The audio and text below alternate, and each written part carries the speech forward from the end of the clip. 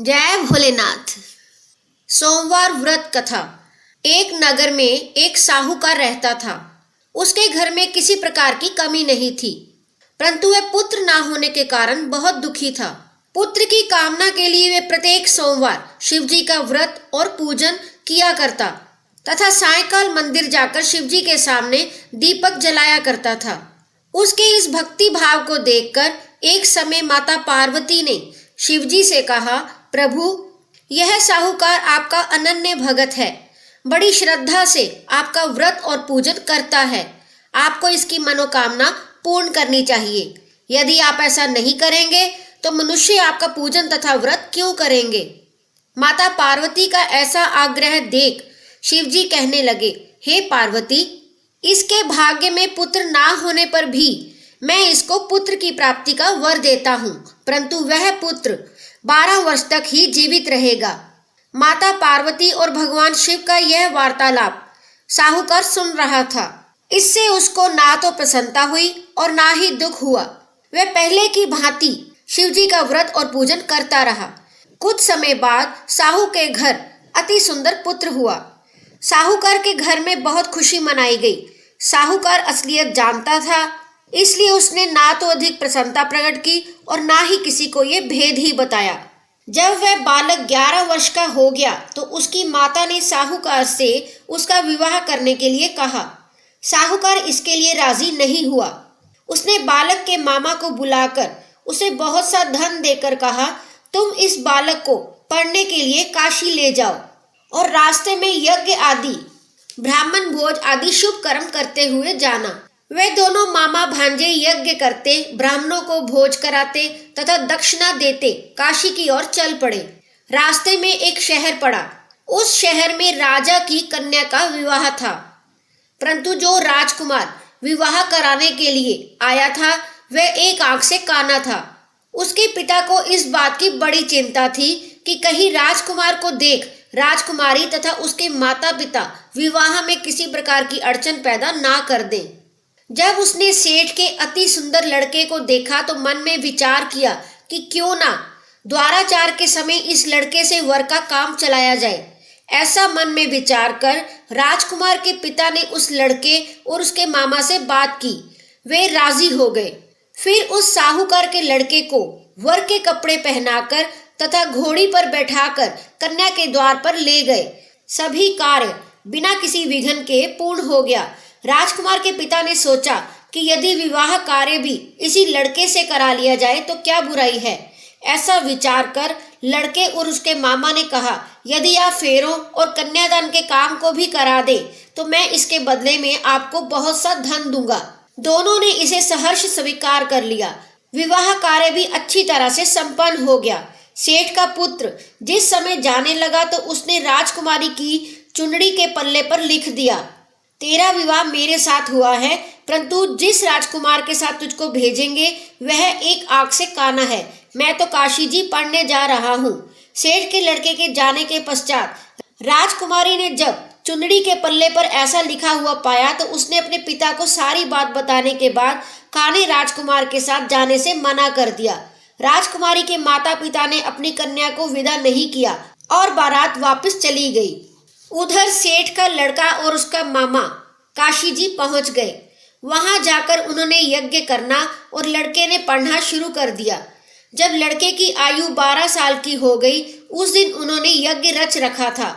लड़के ने अपने मामा से कहा, मामा जी, आज तो मेरी तबीयत ठीक नहीं है। मामा ने कहा, अंदर जाकर सो जाओ। लड़के की तबीयत खराब हुई। वे अंदर जाकर लेटा और उसके प्राण निकल गए। जब उसके मामा ने आकर देखा कि उसका भांजा मृत पड़ा है तो उसको बहुत दुख हुआ। उसने सोचा कि अगर मैं अभी रोना पिटना मचा दूंगा तो यज्ञ का कार्य अधूरा रह जाएगा। अतः उसने जल्दी से यज्ञ का कार्य समाप्त करवाकर ब्राह्मणों के जाने के बाद रोना पीटना शुरू कर दिया। संयोगवश उसी समय शिव पार्वती उधर से जा रहे थे। रोने और विलाप करने की आवाज सुनकर वे वहां पहुंच गए। उन्होंने पाया कि वहां एक लड़का मृत पड़ा था। माता पार्वती कहने लगी, महाराज, ये तो उसी सेठ का लड़का है जो आपके वरदान से उत्पन्न हुआ था। शिवजी ने कहा, हे पार्वती, इसकी आयु इतनी ही थी। तब पार्वती जी ने कहा, प्रभु, इस बालक को और आयु दे दो, नहीं तो इसके माता पिता तड़प तड़प कर मर जाएंगे। माता पार्वती के बार बार आग्रह करने पर शिवजी ने उसको जीवन का वरदान दिया। शिवजी की कृपा से वह लड़का जीवित हो गया। शिवजी और पार्वती कैलाश पर्वत को चले गए। शिक्षा पूर्ण होने पर वह लड़का और उसका मामा उसी प्रकार यज्ञ आदि शुभ कर्म करते हुए अपने घर की ओर चल पड़े।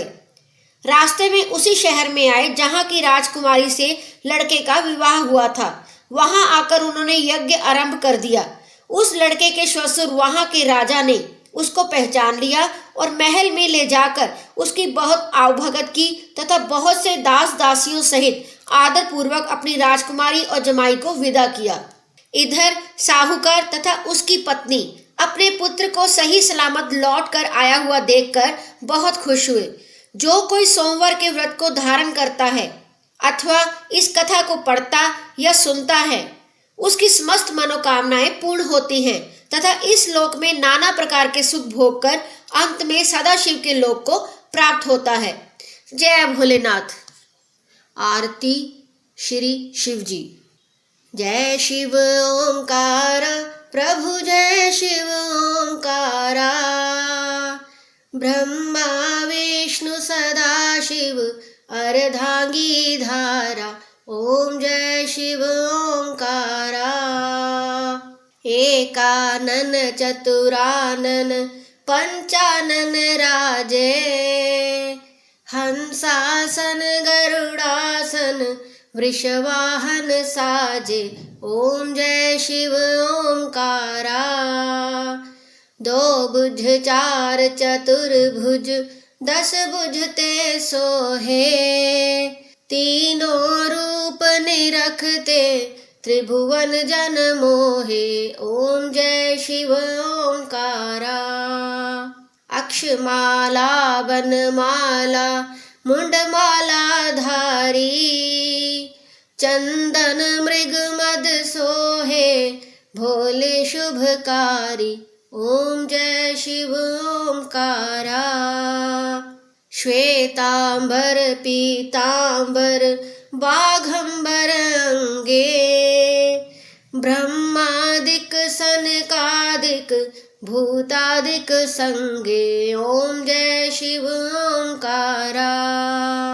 कर के मध्य कमंडल चक्र त्रिशूल धरता, सुख करता दुख हरता जग पालन करता, ओम जय शिव ओंकारा। ब्रह्मा विष्णु सदा शिव जानत अविवेका, प्रणवाक्षर के मध्य ये तीनों एका, ओम जय शिव ओंकारा। त्रिगुण स्वामी जी की आरती जो कोई नर गावे, कहत शिवानंद स्वामी सुख संपत्ति पावे, ओम जय शिव ओंकारा। जय भोलेनाथ।